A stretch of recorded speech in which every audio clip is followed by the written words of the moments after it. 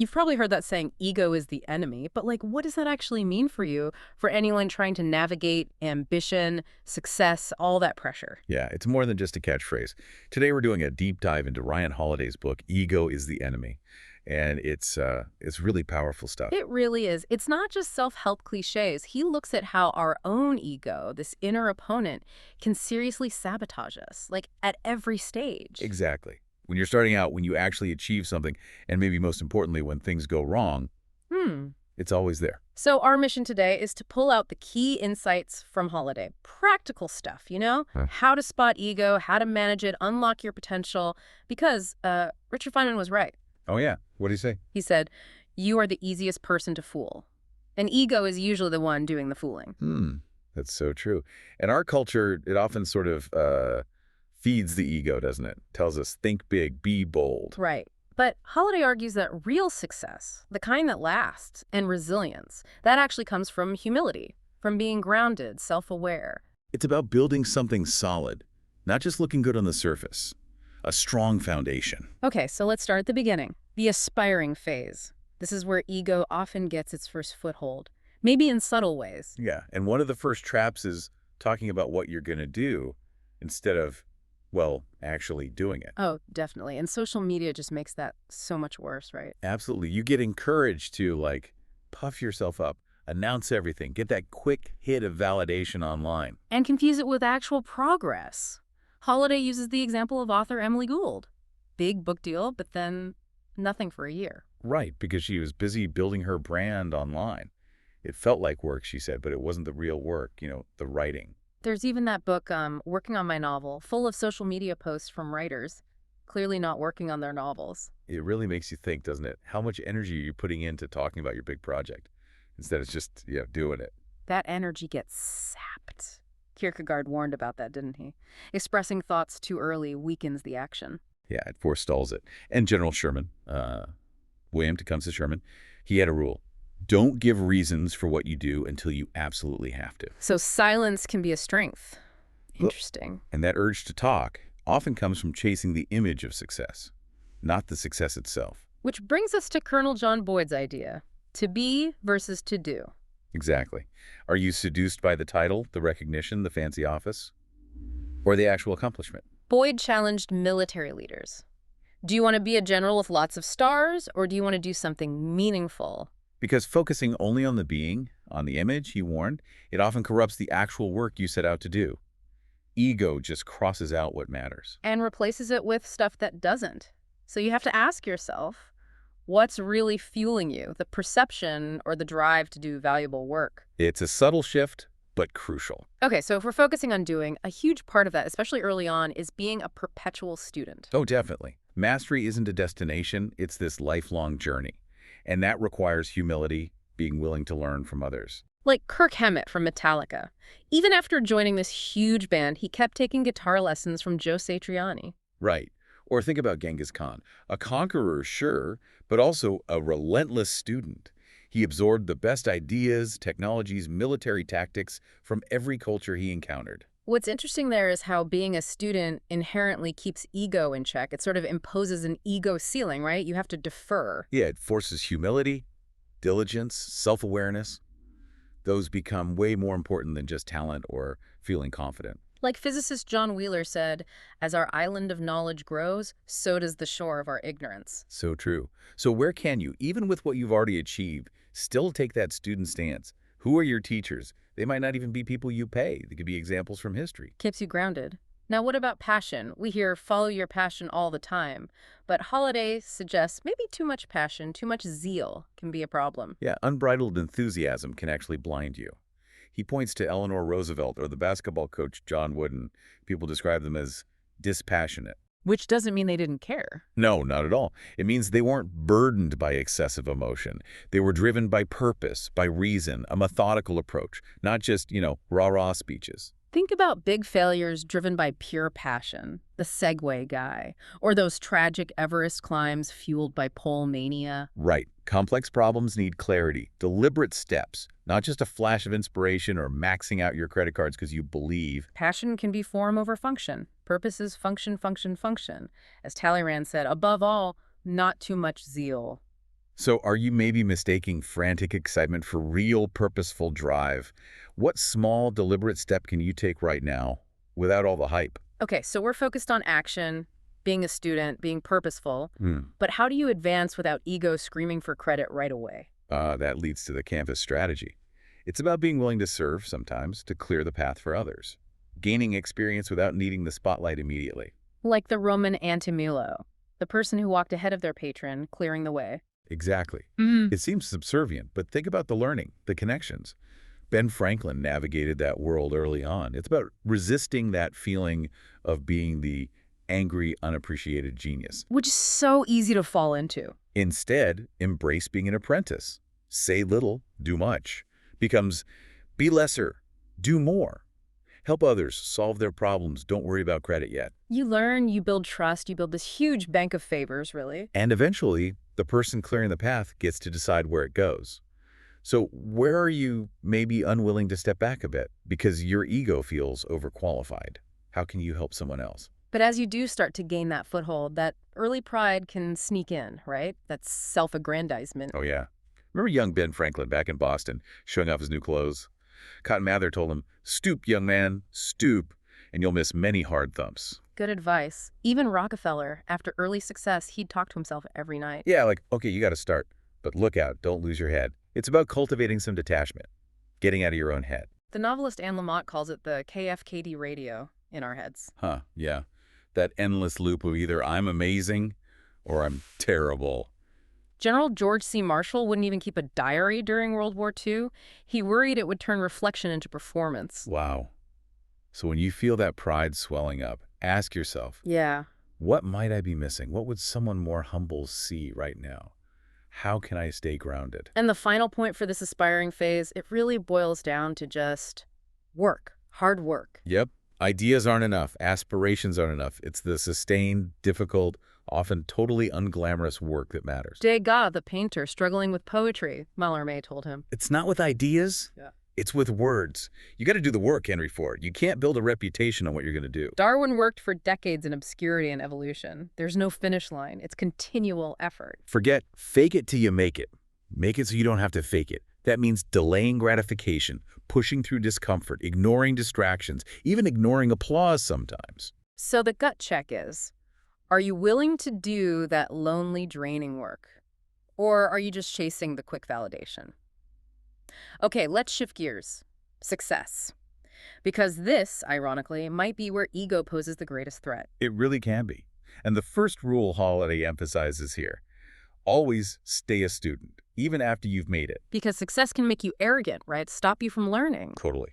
Look at Howard Hughes. Brilliant engineer, inherited a fortune, but his unchecked ego led to disaster after disaster. The Spruce Goose, RKO Pictures. The companies only did well when he wasn't involved. Wow. Contrast that with Genghis Khan again, still absorbing ideas even as his empire was huge. It's that Wheeler quote again. As our island of knowledge grows, so does the shore of our ignorance.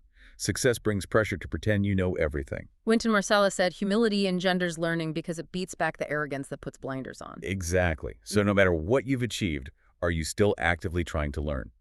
Or have you settled into a comfort zone where you don't risk feeling stupid? Another trap of success.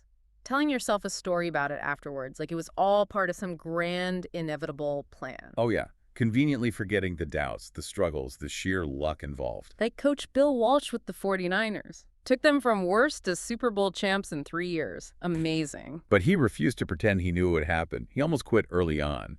His success came from this rigorous standard of performance, minute details, not some grand vision he cooked up later. Even the Google guys, they weren't trying to change the world initially. They were PhD students working on a project. These stories we tell ourselves, they don't change the past, but they really mess up the future. They create overconfidence. You stop putting in the effort. And you stop listening to feedback right when everyone starts gunning for you. So when you look back at your wins, are you tempted to spin that sexy story? How might that be holding back your future growth? And once you're successful, it's so easy to lose track of what actually matters to you. Always wanting more or wanting what someone else has. That's where Seneca's idea of euthymia comes in. That sense of staying on your own path, not getting distracted by comparisons or endless chasing. Ego hates trade-offs. It wants everything. But life demands choices. Look at Ulysses S. Grant. War hero. Wins the Civil War. Then what? He couldn't figure out his path, chased the presidency, which was a mess, lost his money in a scam, died defeated. While Sherman, who hated politics, just retired happily. He kept his euthymia. So have you actually articulated your real priorities? Are you saying yes to things out of vanity or greed that pull you off course? Success can also lead to this. Well, delusional sense of control, entitlement, paranoia. It's scary. Xerxes whipping the sea, writing letters to mountains, Ty Warner thinking he could sell manure if it had his Beanie Baby heart on it. Right before his company tanked, and Nixon's tapes. Just a total loss of grip on reality. Benjamin Franklin called these things symptomatic forerunners of insanity. Ego demands control, leads to perfectionism, or just fighting pointless battles. Are you fighting battles just to have your say? What feedback are you shutting out because it doesn't fit what you want to believe? And the skills that got you success might not be enough to maintain it. Leadership requires a different skill set. Organization, delegation. Yeah, Eisenhower walking into the White House and immediately setting up a system. Never bring me a sealed envelope. That's what staff is for. He focused on the big picture. Contrast that with John DeLorean. His car company failed, partly because he couldn't delegate, couldn't maintain discipline. Ego ran wild. Holliday says being a leader means becoming the adult supervision you might have resented earlier. Right. Accepting others might be better at certain things. Delegating. Focusing on what's most important. Managing yourself first. So are you still trying to do it all? Yeah. Micromanaging?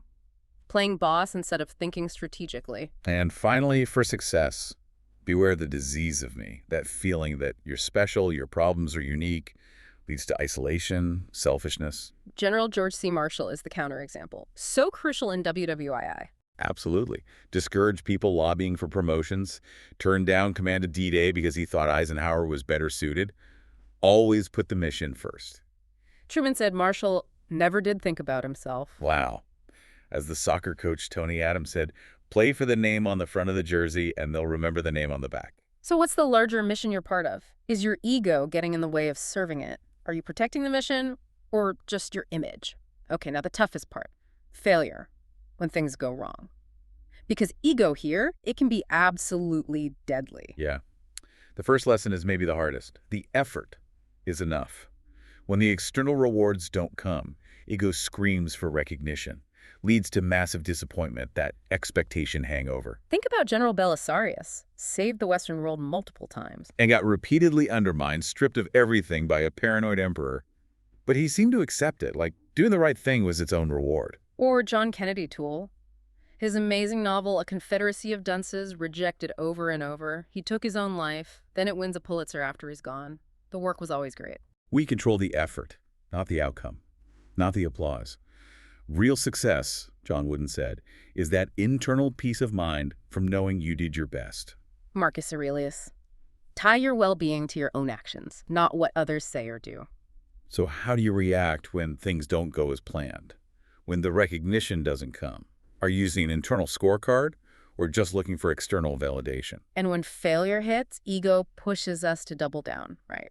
Blame everyone else. Escalate. Instead of just accepting it and learning, we need to know how to draw the line. DeLorean again. Company failing. His response, try to set up a massive drug deal. Total escalation. Compare that to Steve Jobs. Fired from Apple, devastated, fought it. But then he went and started an XD and Pixar. He learned. He course corrected. While others, like Dov Charney at American Apparel, just dig the hole deeper with lawsuits and fighting. When your identity is totally wrapped up in your work, failure feels personal. You fall for the sunk cost fallacy. But recovery isn't some grand gesture. It's just one step, then another. Recognizing that moral gray area where ego wants you to keep fighting a losing battle. So when things go wrong for you, do you fight harder, making it worse? Or can you pause, see the truth, and just draw a line, decide to move on? And the final piece for handling failure, always love. Reacting with hate, bitterness, it's poison. It really is. It destroys you, not the target of your hate. William Randolph Hearst tried to destroy Citizen Kane for decades. And ended up making it legendary, the Streisand effect. Exactly. Nixon's us against the world mentality fueled his downfall. But think of Frederick Douglass. They cannot degrade Frederick Douglass. The soul that is within me, no man can degrade. Wow. Or Martin Luther King Jr., hate is a cancer that gnaws away at the very vital center of your life. Choosing love, empathy, forgiveness, It frees you. Hate just weighs you down and lets you keep going, like Orson Welles did, despite everything. So what anger, what resentment are you carrying? Has it actually helped you achieve anything good? How could choosing love or even just neutrality set you free? Wow. So this whole deep dive into ego is the enemy. It really shows, doesn't it? Aspiring, succeeding, failing ego is always the potential enemy within. It lies, it blinds us, it can turn amazing potential into absolute ruin. But the flip side is, by cultivating humility, putting in the work, focusing on purpose, staying self-aware, you can manage it. It's not easy, it's an ongoing practice. Hmm. But it's essential for any kind of real, lasting growth or impact. You know, we all want to achieve things, success, security, be knowledgeable, but maybe the biggest accomplishment, the one that's hardest but matters most. What's that? It's what Bud Schulberg hinted at in What Makes Sammy Run. It's not just getting the external stuff, but actually becoming a better person along the way. Happier, more balanced, content, humble, selfless. Because the real cost of unchecked ego isn't always a dramatic public flameout. Sometimes it's just this slow internal corrosion, loneliness, fear, insecurity, eating away at you. Right, fixing the inside, that often leads to better results on the outside, but it rarely works the other way around. Mm. So the final question for you listening is, are you willing to do that hard internal work to fight for clarity against your own ego? Or will you let it keep whispering, maybe turning you into the very person you fear becoming?